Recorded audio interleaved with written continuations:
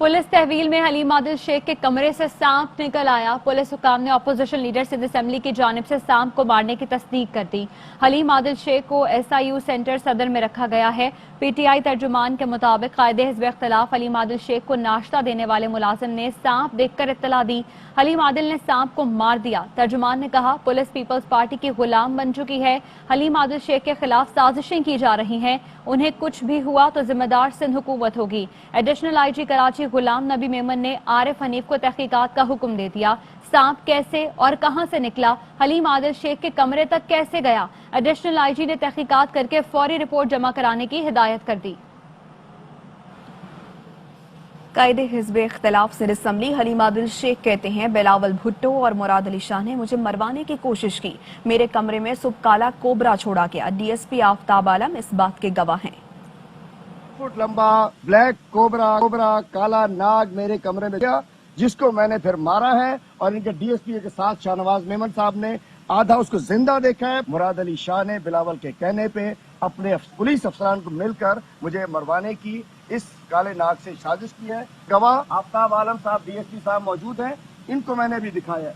कल ही उसको रस्सी बना देंगे, चूंकि यहाँ तो शराब को शहद बना दिया जाता है। कमरे में देखा हलीम आदिल शेख और शरीक मुल्जिमान को ATC में पेश कर दिया गया। अदालत का हलीम आदिल शेख और दीगर मुल्जिमान को अदालती रिमांड पर जेल भेजने का हुक्म। वकला ने हलीम आदिल के कमरे से सांप निकलने के वाक़े से अदालत को आगाह किया। अदालत ने इस्तफसार किया कि सांप क्या कर रहा था वहाँ, सांप के मुंह में दांत देखे थे आपने। हलीम आदिल शेख ने बताया कि मुझे कत्ल करने की साजिश हो रही है। आप सियासी बातें बाहर जाकर करें, यहाँ नहीं। आपको जेल भेज रहे हैं, वहाँ आप महफूज रहेंगे। अदालत ने हलीम आदिल शेख की दरखास्त जमानत पर प्रोसिक्यूटर को नोटिस जारी करते हुए मुल्जिमान को 25 फरवरी को पेश करने का हुक्म दिया। हलीम आदिल शेख के कमरे से सांप बरामदगी का मामला वफाकी वजीर मुराद सईद कहते हैं, सियासी मुखालिफिन पर जुल्म और इंतकाम पीपल्स पार्टी की सियाहकारियों में सरे फहरिस्त है। डाकुओं के राज में सियासी मुखालिफिन की जाने भी खतरे में है। जमहूरियत का लिबादा उड़े फाशिस्तों का टोला सिंध पर मुसल्लत है।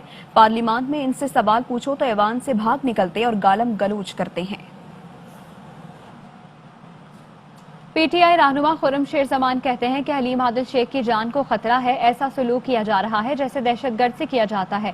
फैसल वावडा बोले, जो हालात सिंध के हैं उसमें शुक्र है कि अजदहा नहीं सांप निकला। भरोसा नहीं किया जा सकता है, हमारी जानों को खतरा है, हलीम आदिल शेख की जान को खतरा है। और अब तो इन्होंने हलीम आदिल शेख की फैमिली को मिलना बंद कर दिया है। हम MNAs MPs को मिलना बंद है, फेडरल मिनिस्टर को मिलना जो है उनसे बंद है। हमें इस बात का बड़ा खौफ है कि खुदा ना खास्ता कहीं हलीम आदिल शेख को ये मार ना दें। हमने तो गुजारिश करनी है जज साहब से भी कि फैमिली मेम्बर्स को मिलने दिया जाए। ये सलूक तो ऐसा कर रहे हैं कि जैसे पता नहीं किसी दहशतगर्दों को घर को लाके इन्होंने बंद किया हुआ है। जो हालात सिंध के जा रहे हैं वो हिसाब से शुक्र अदा करना चाहिए कि सामने निकला, अजदहा नहीं निकला। ऐसी चीजें जिसको निगलेक्ट करने से या इग्नोर करने से तबाही मच जाएगी, किसी की जान चली जाएगी, चाहे कोई भी आदमी वहाँ सरकारी आदमी में अगर बैठा हो। ये चीजें गवर्नमेंट को देखने की जरूरत है। 588 वोट लेकर आ गए तहरीक इंसाफ के अजरत मलही 94,541 वोटों के साथ दूसरे। 4 हलकों में ज़िमनी इंतखाबात, 2 नशिस्तों पर नून लीग पर PTI ने मैदान मार लिया। गैर हतमी नताइज के मुताबिक PP 51 वजीराबाद में लीगी उम्मीदवार बेगम तलत शौकत ने तहरीक इंसाफ के मोहम्मद यूसुफ को शिकस्त दे दी। PK 63 नौशहरा में नून लीग ने PTI को अपसेट कर दिया। इख्तियार वली खान ने मियां उमर के खिलाफ कामयाबी हासिल कर ली। NA 45 जिला कुरम की सीट PTI के मलिक फखरुज़्ज़मान ने 16,911 वोट लेकर जीत ली। वजीराबाद का ज़िमनी इलेक्शन जीतने पर लीगी रहनुमाओं की कारकुनों को मुबारकबाद। राना सनाउल्लाह कहते हैं, हुकूमती हथकंडों के बावजूद नून लीग ने इलेक्शन छीन लिया। तरक्की का जो सफर 2018 में टूटा था वो अब दोबारा बहाल होगा। एहसन इकबाल बोले, इमरान नियाजी को इख्तिदार अब छोड़ना पड़ेगा। लीगी कारकुनों ने नियाजी और धांधली को शिकस्त दे दी है। दीवानों का इंतजार खत्म। पाकिस्तान सुपर लीग के 6ठे सीजन का आज से आगाज होगा। पहले मैच में रात 8 बजे दिफाई चैंपियन कराची किंग्स का मुकाबला क्वेटा ग्लैडिएटर्स से होगा।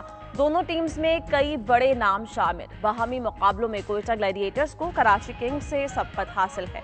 मैच से कबल रंगारंग इफ्तिताही तकरीब भी होगी। तमाशाइयों के लिए मास्क लाजमी करार। PSL 6 کے لیے لاہور قلندرز نے نیا گانا ریلیز کر دیا۔ معروف گلوکار ابرار الحق نے آواز کا جادو جگایا۔ بول قلندر نامی گانے کی ویڈیو میں لاہور قلندرز کے کھلاڑیوں کی ٹاپ پرفارمنسز کو شامل کیا گیا۔ کوئٹہ گلیڈیٹرز نے بھی اپنا نیا تھیم سانگ متعارف کروا دیا۔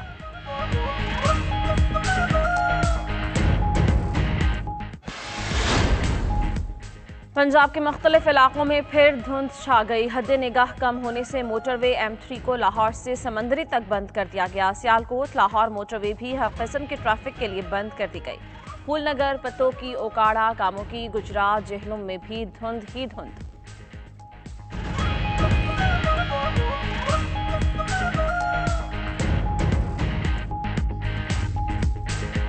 ان کے بچے، منشی سب باہر رہتے ہیں۔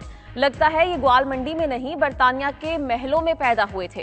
وزیر اعظم کا دورہ میاں والی اور اٹک۔ عمران خان نے کہا جن ممالک کے سربراہ اور وزیر کرپشن کریں وہ تباہ ہو جاتے ہیں۔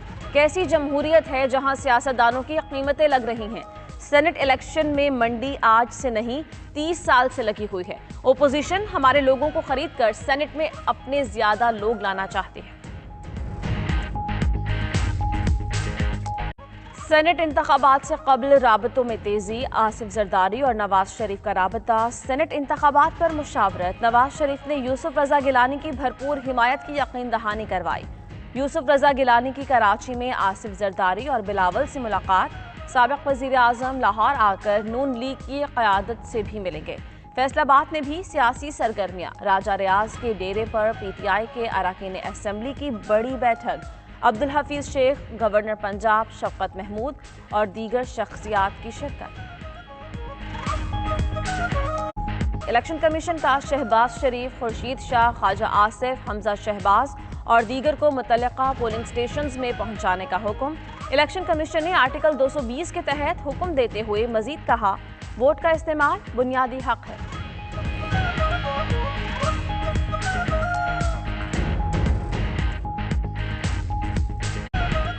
اقلیتوں کے حقوق اور بین المذاہب ہم آہنگی کے فروغ کے لیے ایوان صدر میں آج کانفرنس ہوگی۔ صدر مملکت عارف الوی کانفرنس کی صدارت کریں گے۔ تمام مذاہب کی اہم اور جید شخصیات کانفرنس سے خطاب کریں گی۔ مذہبی ہم آہنگی کے فروغ کے حوالے سے معاملات زیر بحث لائے جائیں گے۔ کی سینٹ کام کے نئے کمانڈر کی ملاقات۔ ISPR کے مطابق جنرل کینٹ میکنزی نے علاقائی صورتحال پر بات چیت کی۔ آرمی چیف سے روسی صدر کے خصوصی ایلچی ضمیر کابلوف نے بھی ملاقات کی۔ جنرل قمر جاوید باجوہ نے کہا کہ پاکستان میں امن خطے کے مفاد میں ہے۔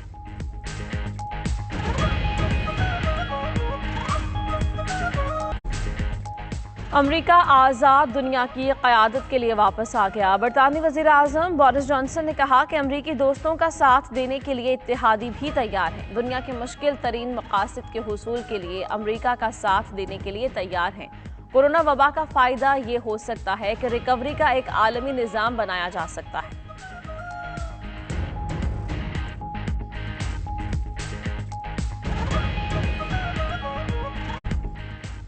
جرمن چانسلر تقریب کے دوران فیس ماسک لگانا بھول گئیں۔ اچانک یاد آنے پر اینجلا مرکل بوکھلا گئیں۔ ری ایکشن پر دیکھنے والے مسکرائے بغیر نہ رہ سکے۔ جرمن چانسلر کی احساس ذمہ داری کی ویڈیو سوشل میڈیا پر وائرل۔